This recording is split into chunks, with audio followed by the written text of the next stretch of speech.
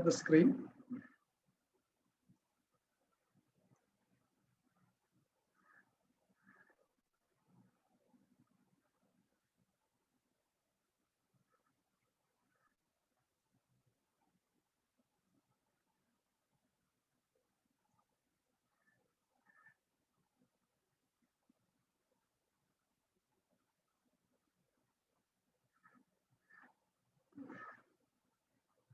Any doubts with respect to what we discussed in the previous class?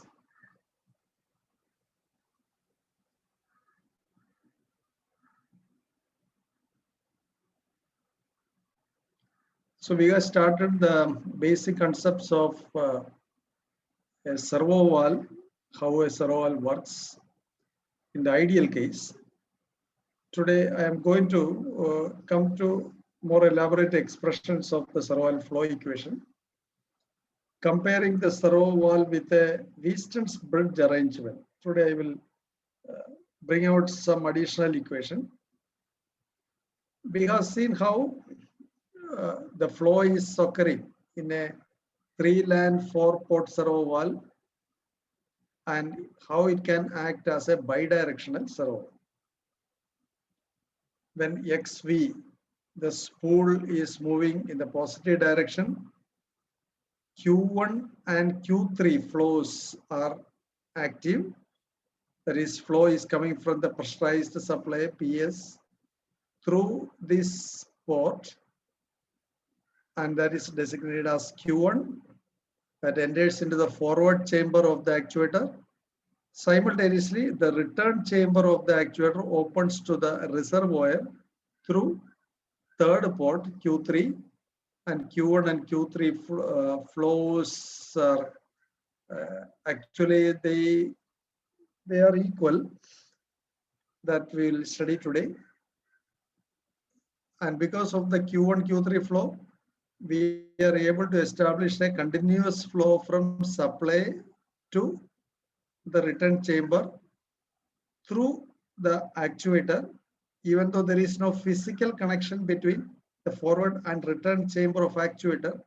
While the piston is moving forward, it is as if like a physical connection, because whatever volume is getting into the forward chamber, and that will be equal to the volume which is going outside the return chamber, even if they are not mutually connected each other. Physical motion point of view, there is a continuity because they are connected by a movable piston. Okay, any doubts on this?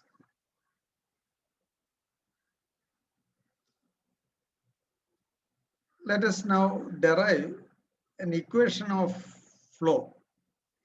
First, let us see the case when XV, the valve movement is towards the positive side.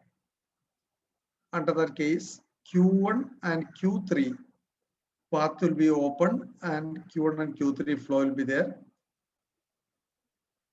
And the hydraulic pressure drop point of view, the high pressure point is PS and the low pressure point is PR, and PS initially gets dropped partially across this port, then the remaining another part get dropped across the piston head, and the last part, remaining part, will get dropped across the return port. These two ports are offering some restriction to the flow, and here also it can provide a pressure drop across the servo valve. And if there is a pressure drop across this piston head, what will happen? It's not servo valve, across the piston head. What will happen is P1 minus P2 multiplied by the area of cross section of the piston head create a force on this piston rod, and that is connected to the control surface. Because of that, what will happen? This piston rod will go and push the control surface in this direction, producing a rotational motion about the hinge point. So this is called the actuation principle. And during that time, one more thing will happen. You know that to every reaction, there is an equal and opposite reaction. Consider this actuator cylinder. Because of this pressure difference, it will create a force across, pressure drop across the piston head and create a force. And while this force is acting on the piston, and the piston is, a force can act on piston only if there is an equal and opposite reaction. So while we give a force, active force there, definitely a reaction force will be there. And the reaction force will get finally transmitted to the cylinders, the external cylinder, and the cylinder is connected to a rigid frame through another spring. Actually, this is not a spring. It is a connecting structure, mounting structure. Any mounting structure will have a finite stiffness that we model it as an equivalent spring. Let us represent this spring stiffness by KL1. And similarly, the connecting rod to the control surface. That connecting rod also will have a finite stiffness. Let us represent the stiffness by a lumped spring KL2.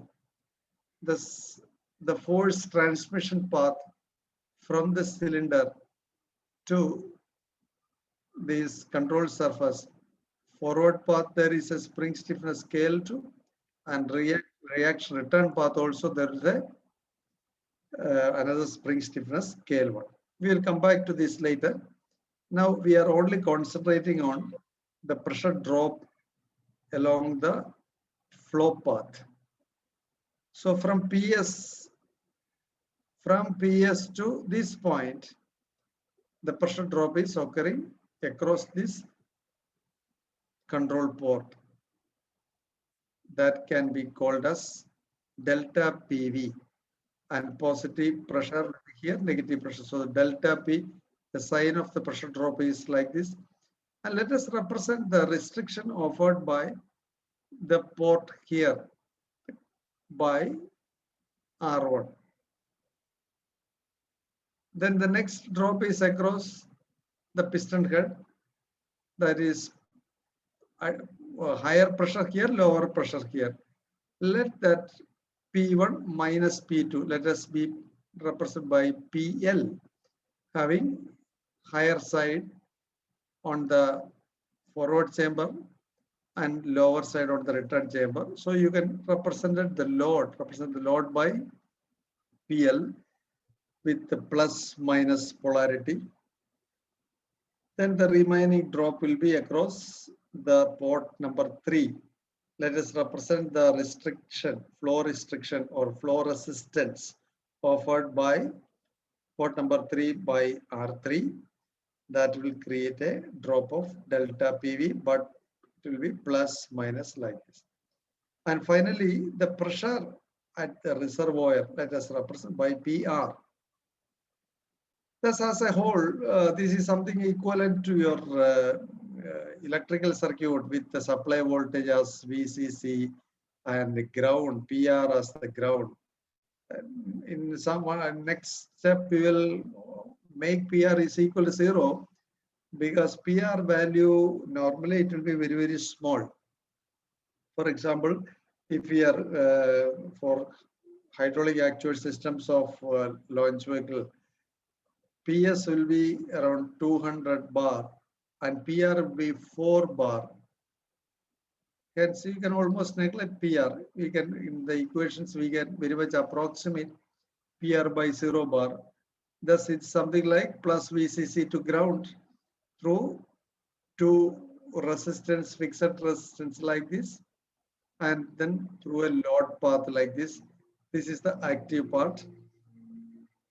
You can analyze the flow pressure circuit in this manner. So we can say that PS minus PR, the total pressure drop is equal to 2 delta PV. This is 1 delta PV plus minus another delta PV plus minus. So if you consider this path, they are an additive polarity, that plus PL. Why we take both this delta PV is equal, there is a simple reason. We first assume that the construction of the servo is symmetric. That is, the width of the ports, the opening, all the geometries in this port and land as well as in this port and land, both are equal. Another assumption here, we assume that the same flow is going through this. If you, for time being, if we assume that there is no fluid compressibility effect, that means whatever volumetric flow rate coming into this forward chamber should be equal to the volumetric flow rate which is going out of the return chamber. So if same flow rate is occurring through two geometrically equivalent orifices, then the pressure drop across the two orifices should also be equal. That's why we assume same delta PV across R1 as well as R3. Any doubts on this? Okay. Now let us consider the opposite case. We are pulling the servo valve spool in the negative direction. Then what will happen is Q4 will get open and pressurized flow will come from PS through this fourth port and enter into the other side of the actuator chamber. And in this condition, this will act like the forward chamber and flow will escape, go out from here through PR. Because when you pull this will get open and this also will go open. And these two, Q1 and Q3, that is first and the third port will get closed. Okay. So because of this, we have to analyze in this direction. And there also we will assume delta PV across R4 and same delta PV across R2. This is the second port. And PL, we are not changing the symbol PL. Same symbol PL we are using here. That is PL we define in such a way that it is positive when the left hand side is having higher pressure and right hand side is having lower pressure. So PL is defined like this. So when we take the flow pressure circuit like this, PS to PR drop, when we analyze PS minus PR is equal to 2 delta PV, they are in the consistent polarity, but this being PL is already given positive sense in the other side, we have to write 2 delta PV minus PL. Actually, PL will be negative in that case. So that minus PL will be positive and hence PS minus PR is equal to 2 delta PV plus a positive quantity. But we are assigning already the sense of PL variable as plus minus here. We have to use the same symbol. Thus we get another equation 2 delta PV is equal to PS minus PR plus PL. So both these equations are given under two logical conditions, XV greater than 0 and XV less than 0.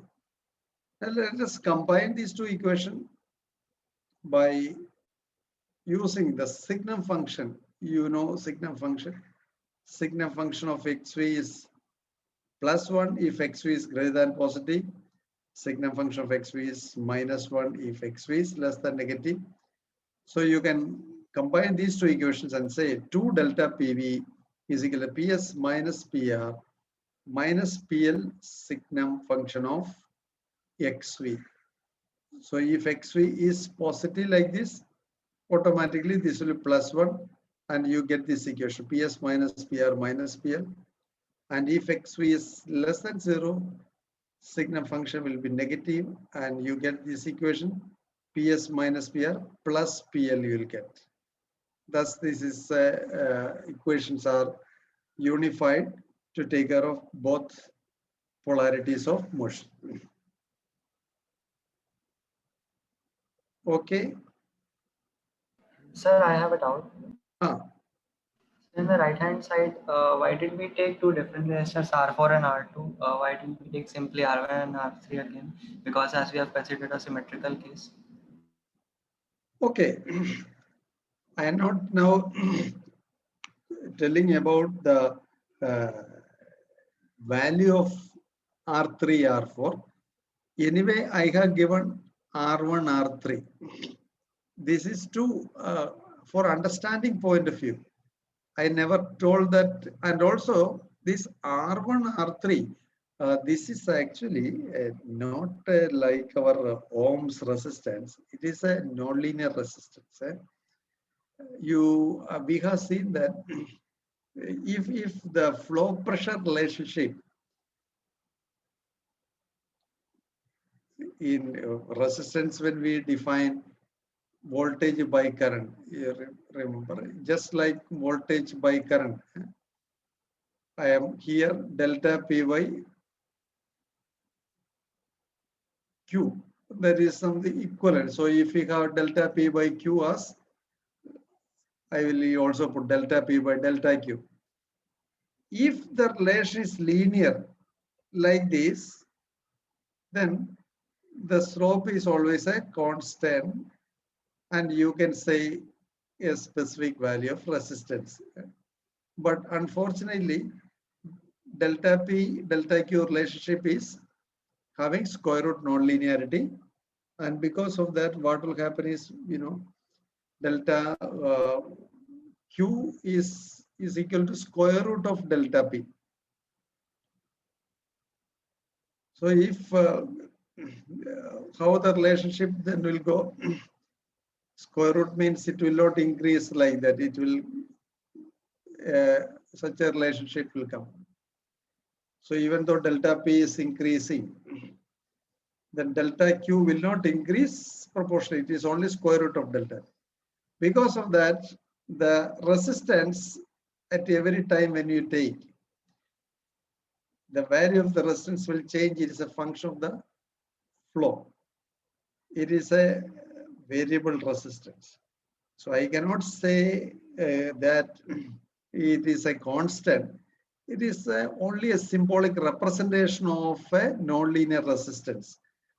That's why I am attaching the variable name R1. So whatever resistance is happening across this port for the specific flow condition, that I represent by R1 and R3 here. So I am attaching that value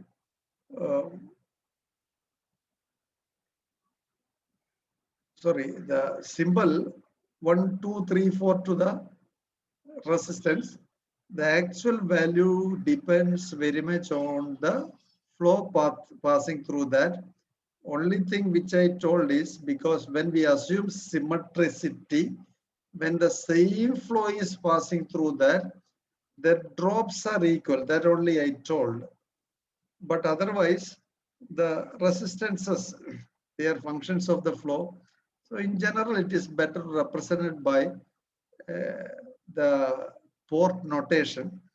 Equality and all depends on that particular time's flow.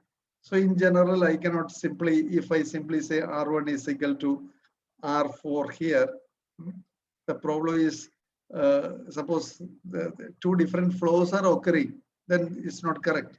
So let us keep the identity of the resistance with different orifice notation. Okay. Okay, sir. And now it's now ready to be substituted to the flow equation.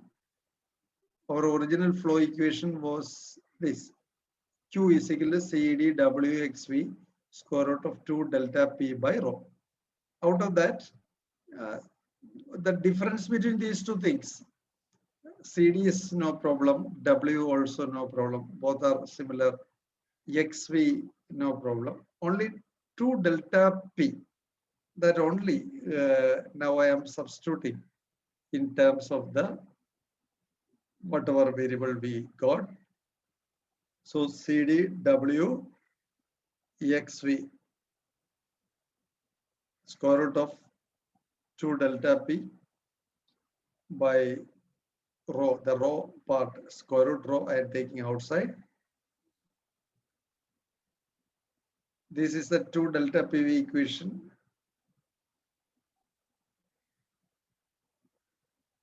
One more thing, as we have to be very careful, is in this particular case, delta PV always assumed as positive, there is no problem. But when you come to a variable case, whenever you write square root, we have to split that square root, that whatever is inside the square root in the modulus sign form.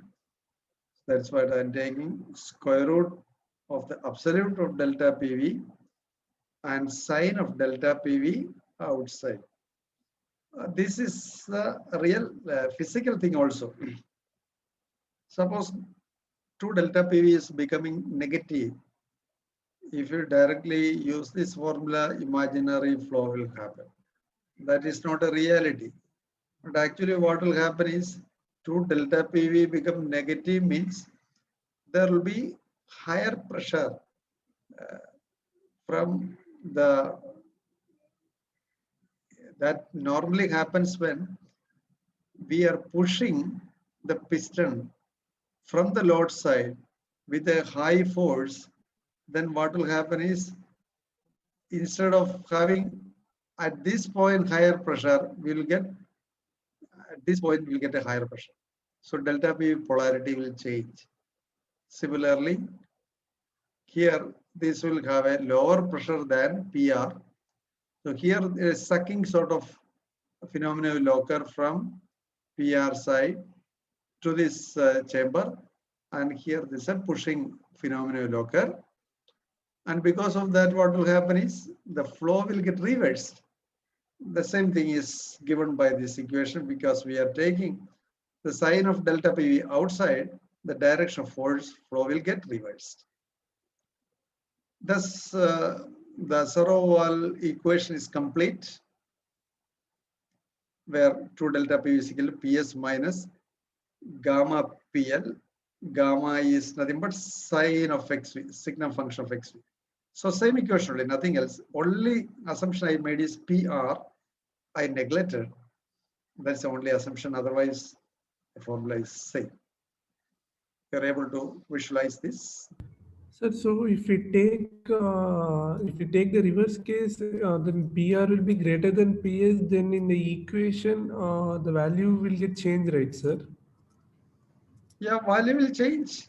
The only thing, if I'm not splitting, if I am putting like this, there is a mathematical problem. Now it is as per the physical situation, and delta PV will change. So Here I PR am, minus gamma. say PR, PS is equal to P. Now what we did, delta PV is equal to PS minus gamma PL. Now PL, now it becomes reverse polarity. That's what is happening. Okay, sir. The value will get changed. I mean, the sign of PL Yeah. will get changed. Yeah. PL will become minus P. the reverse polarity. Because of that, PL, PL, the value of PL will increase, you can say. Value of PL will increase.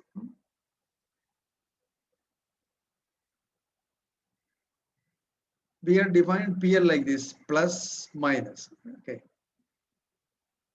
Now assume that you are pushing from outside. What will happen? A large pressure will be created at this and the pressure will come down. So value of PL is going to increase, and that can increase even beyond the PS. Earlier, PS was the original cause, source of pressure. And because of that, P1 will be always less than PS. This is only a slave. This PL was actually an effect of the original cause PS. Only thing we are regulating, we are breaking some portion of PS across this valve and the remaining across the piston rod. Okay. So PL will always less than PS, even though it is positive. But here, if you are externally pushing it with a very large force, it can even exceed PS and cause this flow to go in the other direction. And also we can suck it from this side. Because of that, PL, the value will increase. When PL, the value is increasing, PS minus PL. If PL is more than PS and gamma is still positive, gamma is only the sign of motion of XV. That is, the spool is still open in the positive direction. In that case, 2 delta PV will become negative. So we are taking absolute here and sign here. Okay, sir. What I thought was due to the reversal action, the PR, the value of PR may change. That's what I had a doubt in that. No, PR you are Because telling. the equation, Oh. yes, sir. Because in the equation we are neglected, PR goes to 0, and what I thought was if we do the reverse action, the PR will change. PR is nothing but the pressure of the reservoir. The return fluid will be collected in a sump, and we keep some positive pressure in the reservoir. This is to avoid a process called aeration. Aeration means the entire system is working in atmosphere. There is an atmospheric pressure of 1 bar. The moment the pressure in the reservoir becomes less than 1 bar, there is all the chance that atmospheric air will get trapped, leaked into the reservoir, and finally enter into the fluid media. We have to avoid air content or any gas dissolved, the trapped gas content in the working fluid. That is the very purpose of keeping always PR at a higher side of say 4 bar. But whatever action now I told, when it gives a force like this, it will suck. During this process, the pressure in this chamber that can go less than PR. Less than PR is always dangerous, as I just told. External air can leak into the fluid path. And one more thing, if the flow is going opposite, this will go to the pump. Normally, the pressure is supplied by a hydraulic pump. I have shown here. And if there is a flow reversal in the pump will get damaged. So what we do is, we normally connect another valve across PS and PR. That is known as non-return valve. That is, we will not allow any flow, something like a check valve. We will not allow any flow to go back to the pump. So this not across, along the side of the supply, we'll connect a check valve. It always allow only unidirectional flow. The moment a flow try to go in the reverse direction, the valve will get automatically blocked by means of some ball action. Ball will go and hit some land and it will get blocked. So we will not allow, and there is non-return valve. Along with the same time, we should bypass the flow also. Then there will be bypass valve will be there, which will short circuit this path. So the hydraulic circuit will have some additional valves for the safety. That is also important, but that they are not coming into the so-called dynamics part. It is all acting while some abnormalities are occurring. They are all some sort of on-off valves and all. That's what I'm not modeling those things in the normal equation.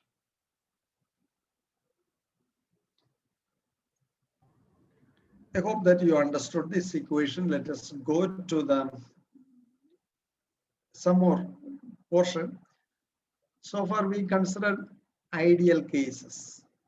That is, the valves are critically lapped valve.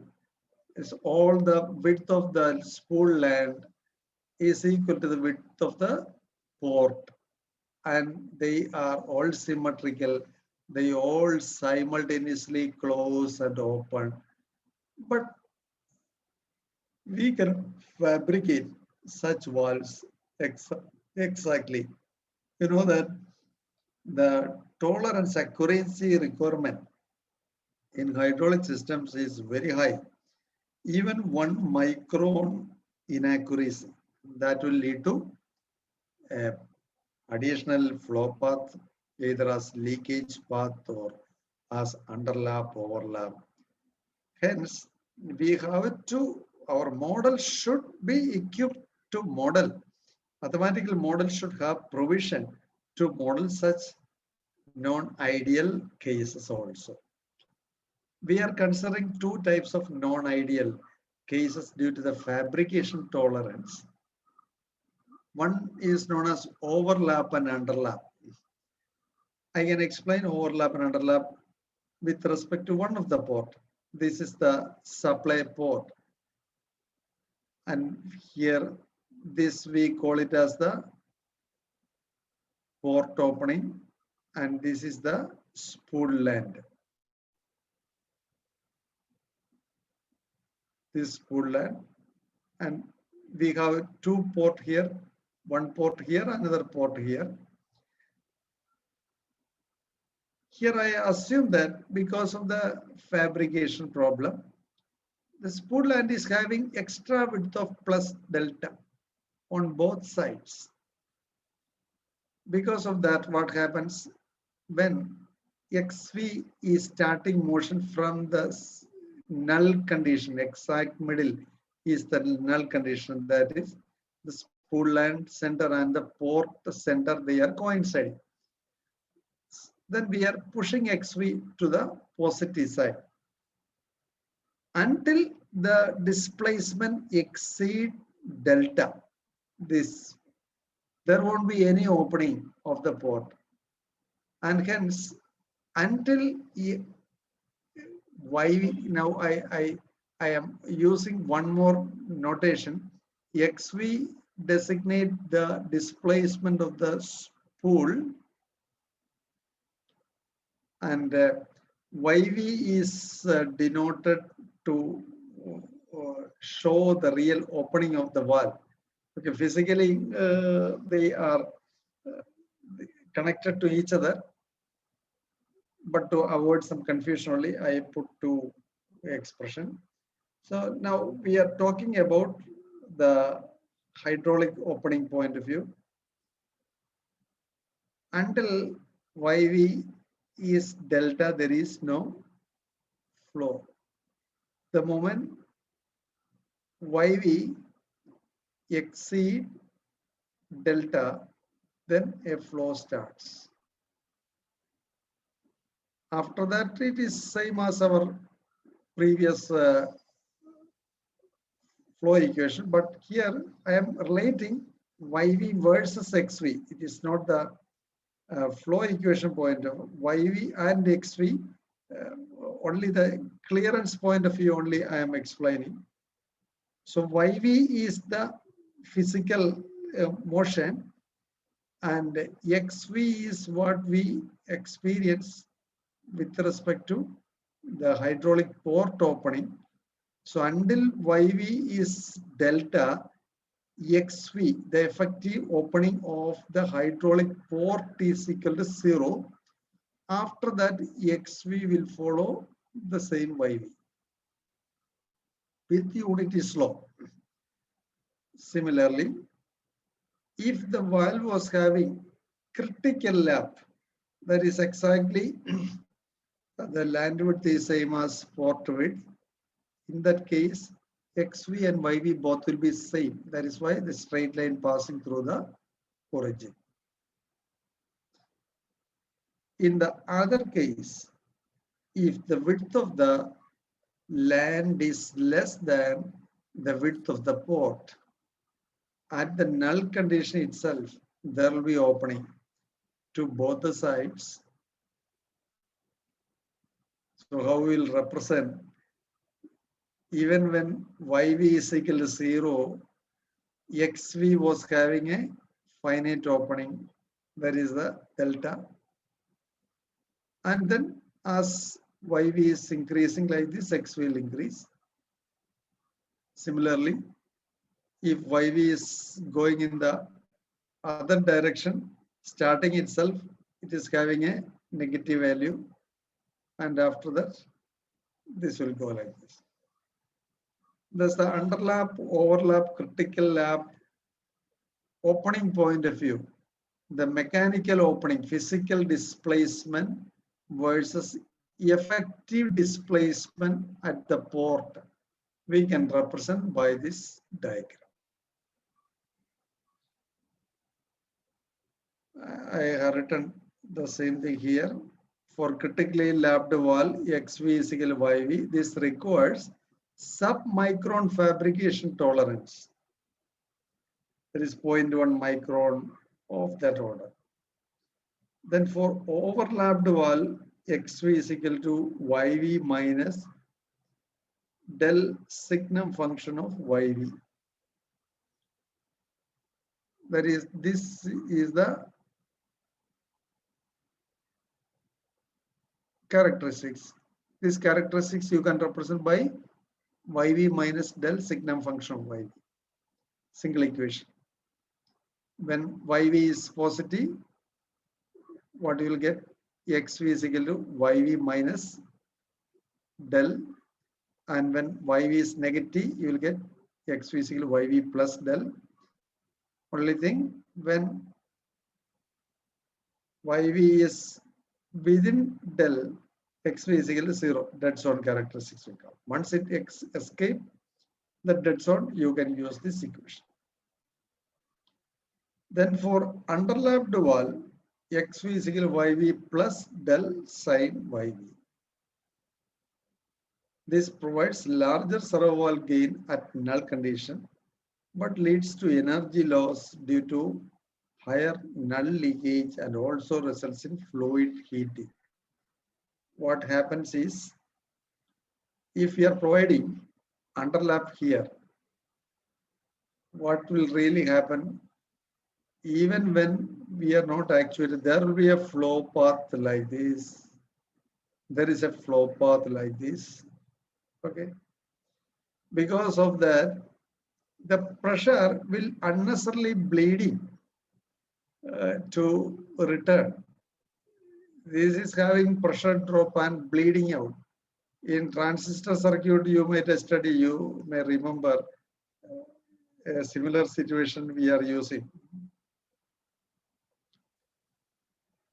For biasing the transistor, we put like this.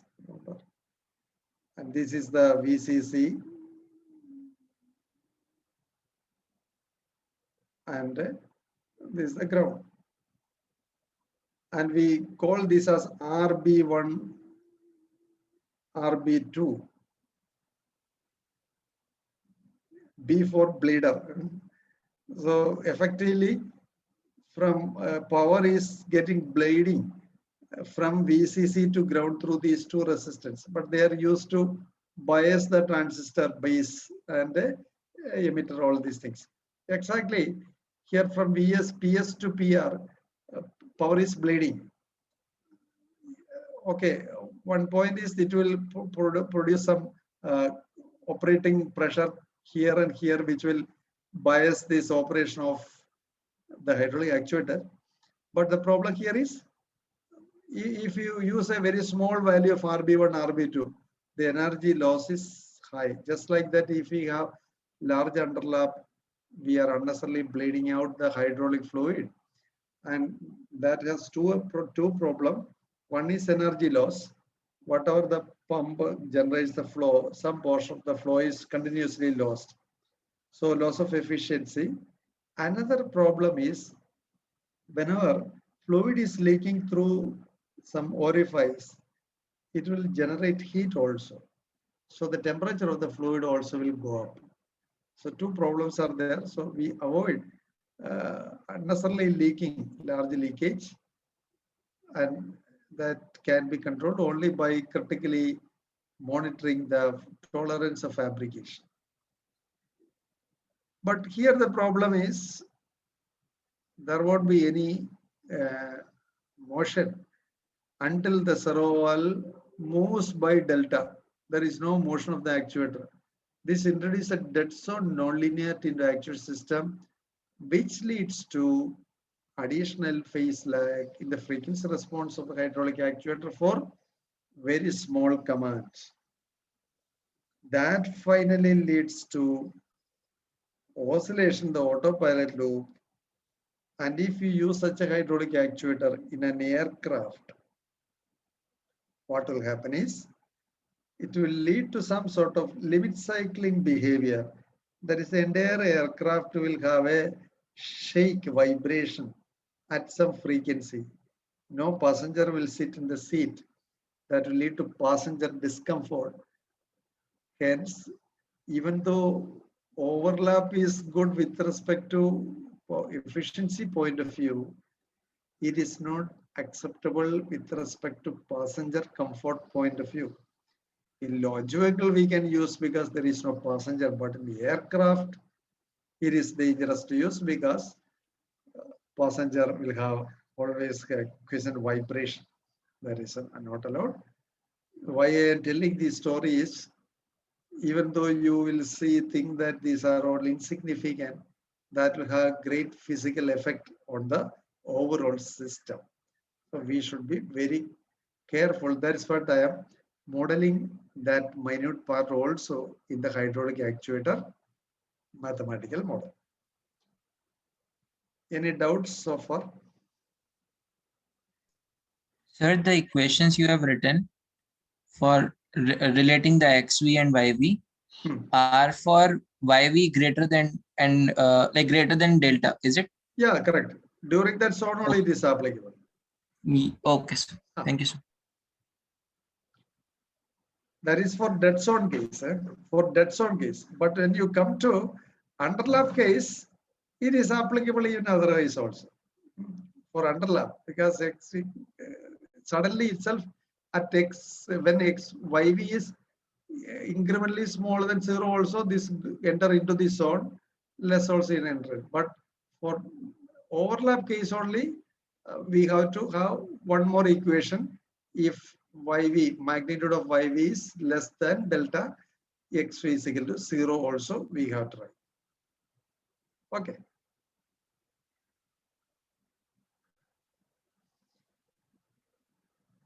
Now what will happen to the overall flow? Before putting that effect on the flow, I want to introduce one more thing called radial clearance. So far we assumed that the outer diameter of the spool land is exactly equal to the inner diameter of the sleeve. The outer cylinder is called sleeve. This is called sleeve.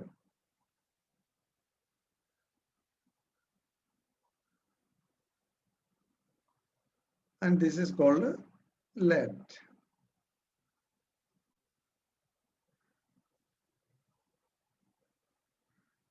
When we consider the overlap, underlap, we talked about the land width and port width. So this is called the port.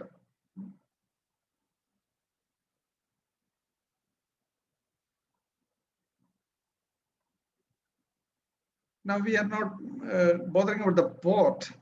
We are talking about the diameter of the land, outer diameter of land is less than, it should be less than the inner diameter of the sleeve. Otherwise, what will happen? It will get jammed, because two metal things, if they are exactly equal, cannot move. Definitely, we have to keep a small clearance. That clearance is called radial clearance in spool work, because the clearance is occurring along the radial direction. And because of that, what will happen is, even if there is an overlap, earlier we assumed that when there is overlap, XV YV relationship was exactly 0 and then only it is increasing. But because of this radial path, leakage path, there is an effective opening will be there. So we will, what we do is we will capture everything with respect to XV. XV is the opening of the port. So what will correlate is XV YV relationship. Instead of the dead zone nonlinearity, we'll smoothen the curve like this. Similarly, in the other, because of the smoothening effect, the underlap case also we do like this XV YV relationship, rounding the corners, and finally that is represented by an empirical relationship. This is an empirical relationship just to it's a curve, fitted curve, just like a spline fitting. Exponential equation is fitted to this particular two curves, which will represent either overlap or underlap, both the case, as well as the radial clearance sigma is a constant, and the values of we can adjust with respect to the Saroval characteristics that we experimentally get. So normally these equation parameters we can match with respect to Saroval dedicated experiments. When we get a Saroval in a lab, before fitting into the actuator, we will do some flow pressure characterization of Saroval. By matching the flow pressure characteristics, we can find out what are the values of the overlap, radial clearance, etc. Because it is difficult to measure mechanically and fit. That is why I'm telling this is an empirical relationship to capture the effect of underlap, overlap, and radial clearance, and you can match the coefficients to get a match with respect to the overall flow pressure equation. Okay, this I am even giving a MATLAB program to model this. You can easily understand it. Okay, let me go to the next portion. That's called fluid compressibility. So far, we are assuming that fluid is incompressible. Because of that only we were able to say the volumetric flow equivalence, the conservation of fluid flow. We assumed just as because the assumption that flow is incompressible. But in reality, flow is compressible, especially when we consider an actuator is connected to a heavy mass at the end during reversal and all. Definitely the mass will try to move. We have to pull back. That fluid, these chambers will get compressed and expanded. And any compression of fluid that we normally analyze through a concept called bulk modulus, that is modulus of elasticity. You have studied Young's modulus of elasticity. Here, it is not elongation of string sort of thing. It is not like that. A volume is getting compressed to a smaller volume, or a volume get expanded to a bigger volume while we change the pressure applied on the fluid. That can be represented like this. Assume that this is actually a fluid medium. A lot of it is a chamber. Fluid is there, and we consider an elemental volume like this. Let the elemental volume is V0 initially, and it was having a pressure P0. There is a V0 P0 initially I am showing. This is the outer sphere, represent the V0 P0. Then suddenly we increase P0 to P0 plus delta P. Because of that, the initial volume V0 get compressed to the smaller sphere V0 minus delta V. Now we can define the bulk modulus of elasticity of fluid as beta equals stress by strain. Here stress is equal to delta P, increase in pressure, and strain is the decrease in volume. When delta P is positive, you know that numerically when delta P is positive, delta V will be numerically negative. That's why we put minus sign here, minus delta V by V0. So minus delta V by V0 will be then a positive quantity. So when delta P is positive, delta V is, that is okay, for that not represent, what I should do is if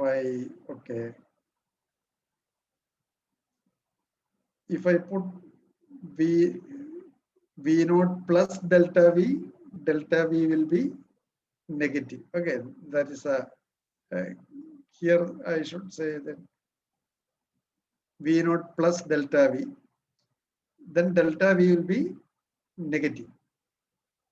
Okay, now it's correct. So delta P by delta V by V0 will be a positive quantity. The main requirement is the bulk modulus of elasticity of fluid is a positive number. We have to ensure that beta is positive. That will be obtained by this. So if we assume V0 P0 is the initial, and P0 plus delta P and V0 plus delta V is the effect of the second case with increase in delta P, then corresponding to a positive value of delta P, the value of delta V will be negative numerically, so that if you put delta P by minus delta V by V0 will be a positive quantity. Okay. Now dividing both the sides by delta T, what we mean is, so far we are not attaching any time. Now let us assume that the delta P change occur in a delta T time. Then delta V also will occur in the same delta T time. So we divide both numerator and denominator by delta T. And if this delta T tends to 0, then you can replace delta P by delta T by P dot and delta V by delta T by minus V dot. That is minus P dot by V dot by V naught.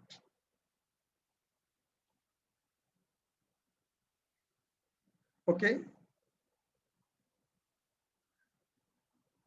Now I am taking this V dot in this left hand side, that is dV by dt is equal to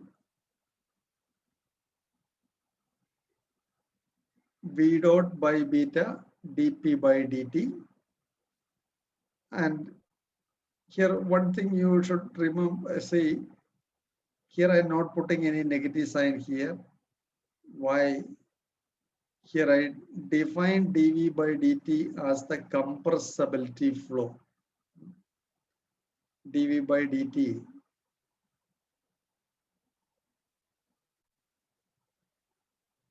is the compressibility flow.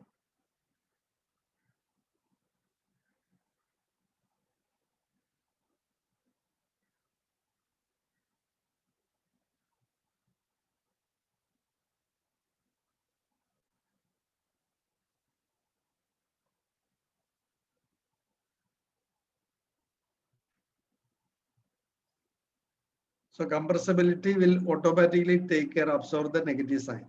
It is getting compressed. Here it shows the compressibility effect. The fluid is getting compressed. Okay.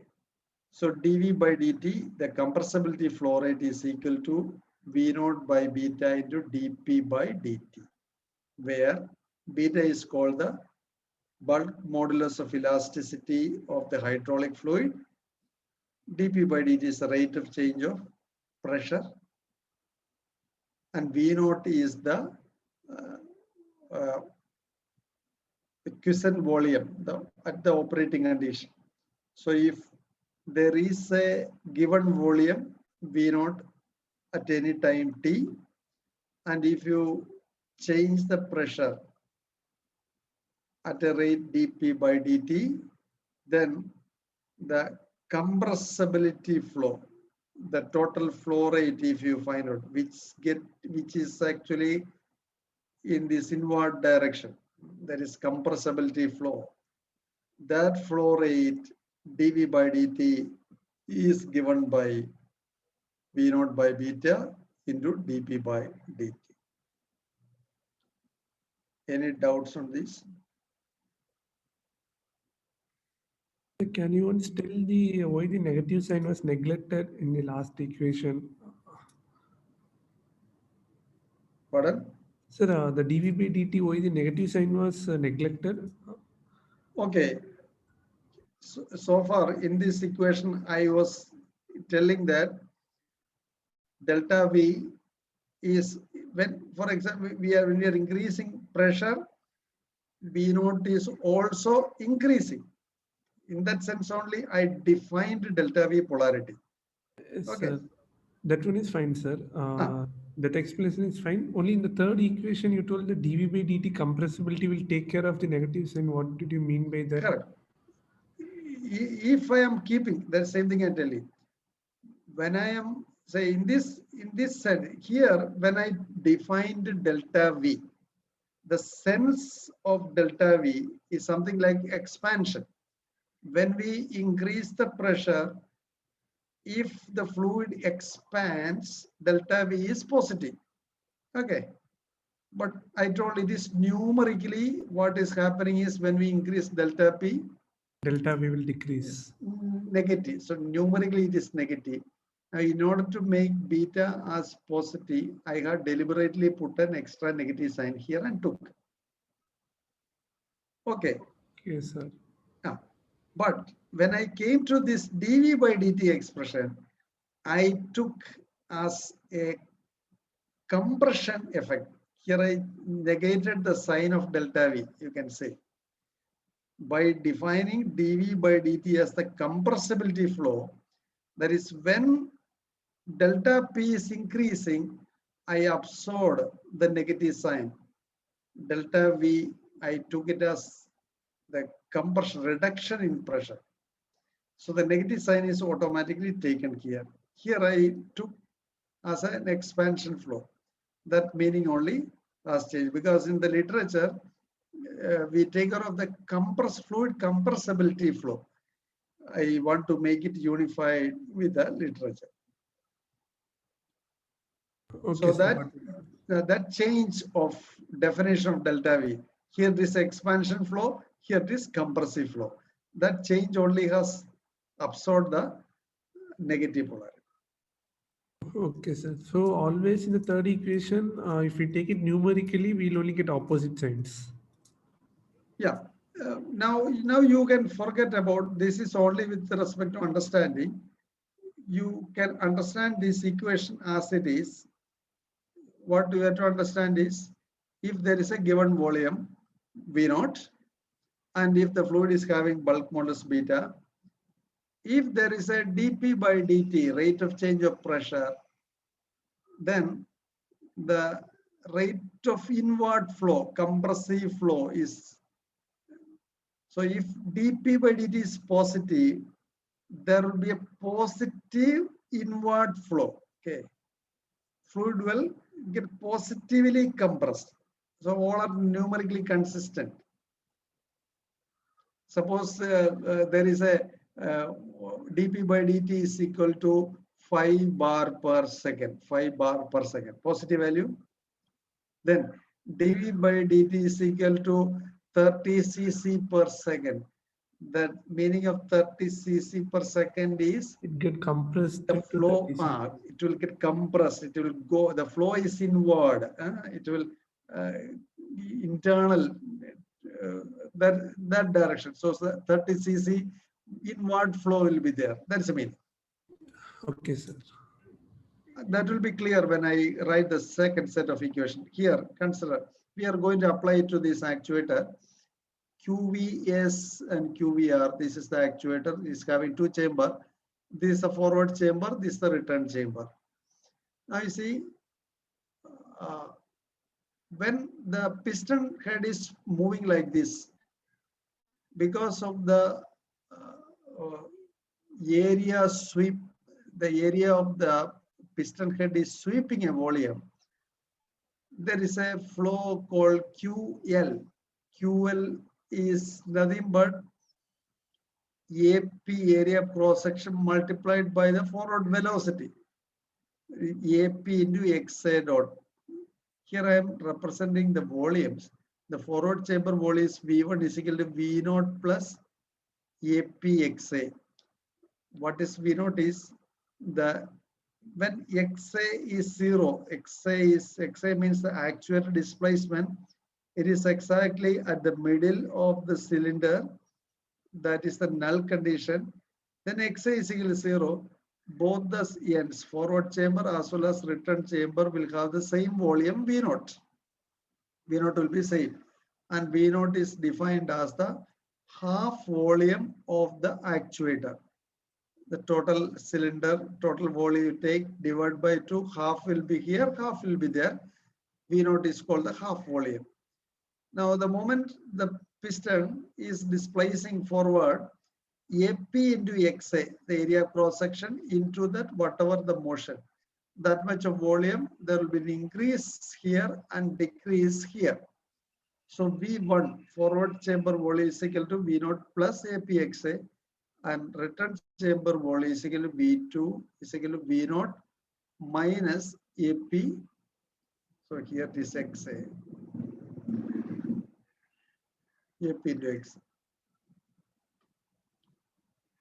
Similarly, the flow rate point of view, V1 dot, if you are taking, V0 dot is 0 because V0 is a constant. Only AP into XA dot you will get. AP is also a constant. Only XA is the variable. So V1 dot is equal to AP into XA dot. That AP into XA dot is called QL.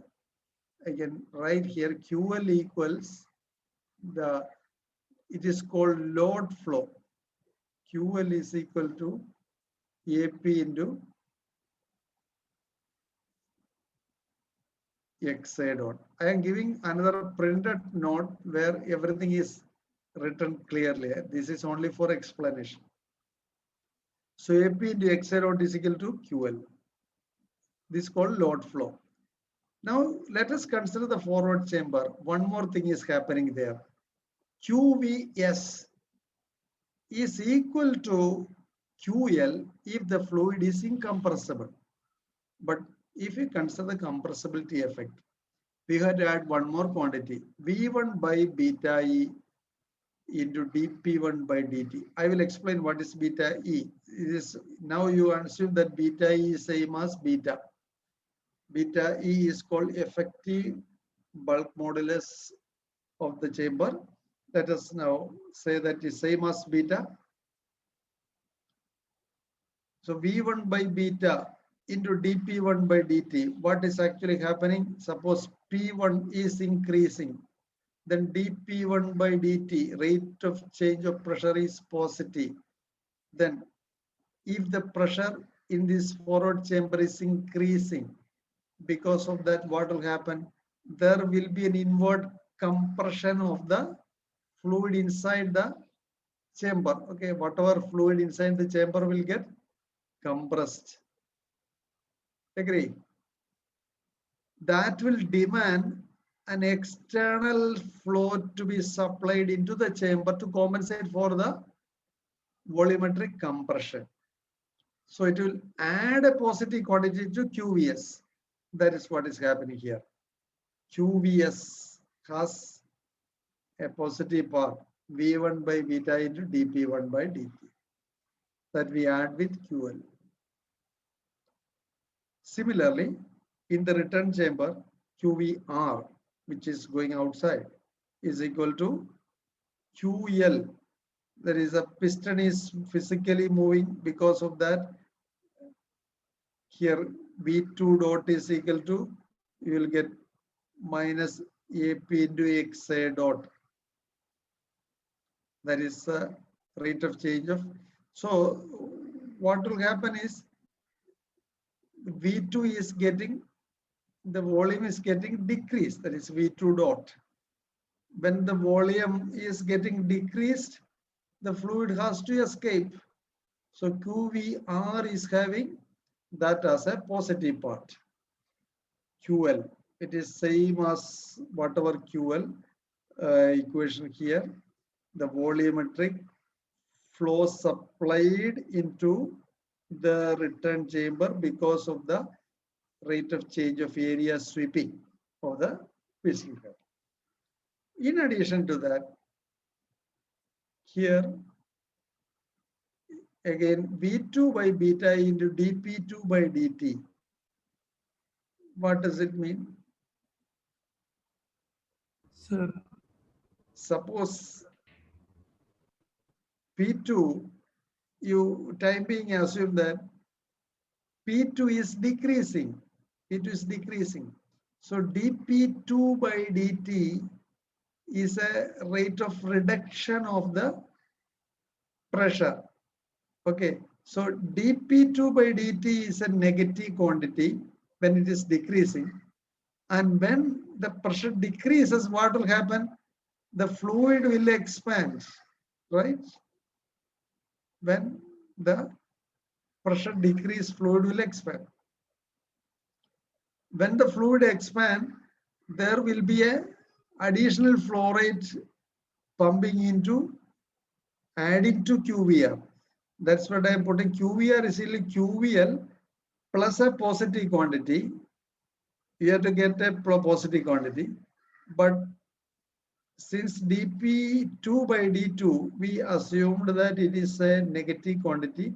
That negative multiplied by one more negative is positive, and you are getting that positive part. Thus QVR, physically the polarities are correct if you assume this particular concept of compressibility flow.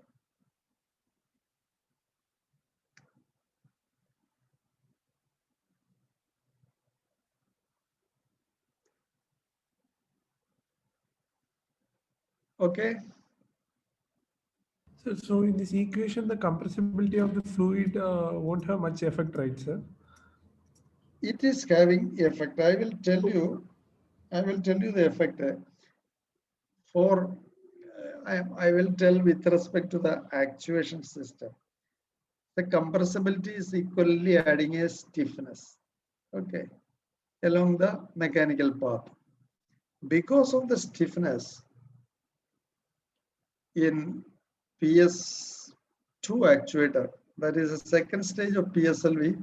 There is a hydraulic actuator which is connected to, we have a engine gimbal is there, and we have a rocket stage,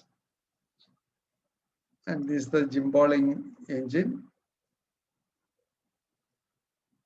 and we have an actuator connecting the rocket stage and the nozzle, and when the actuator is actuating, this will move like this.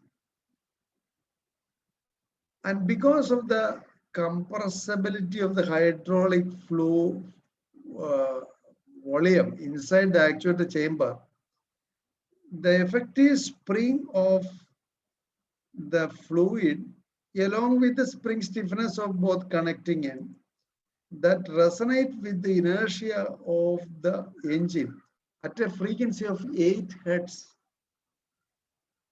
where the required bandwidth of the system is 4 Hertz.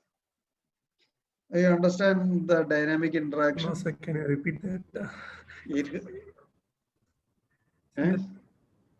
8 Hertz is very close to 4 Hertz. So, but it's relatively double now, sir.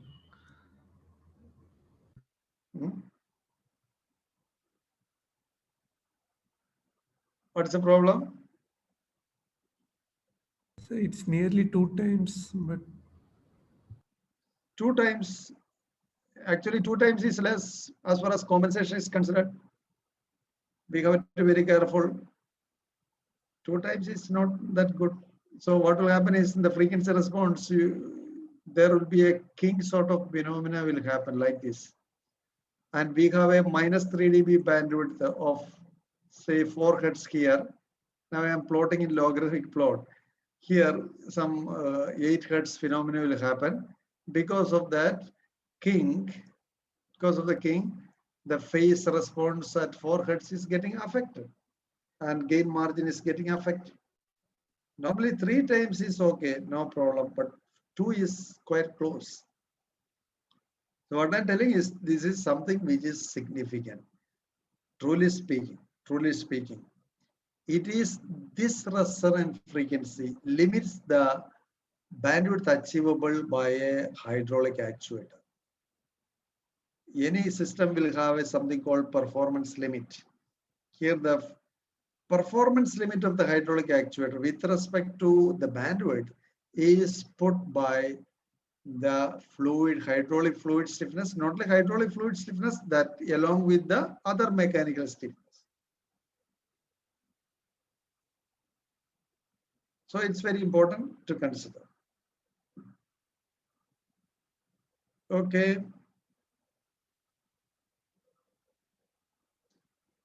Now we actually record to have one more class. So we'll take the class tomorrow because you will not be able to concentrate everything because you are having quiz also. So we'll finish today's class already more than 1 hour. Okay, we'll meet tomorrow. Okay.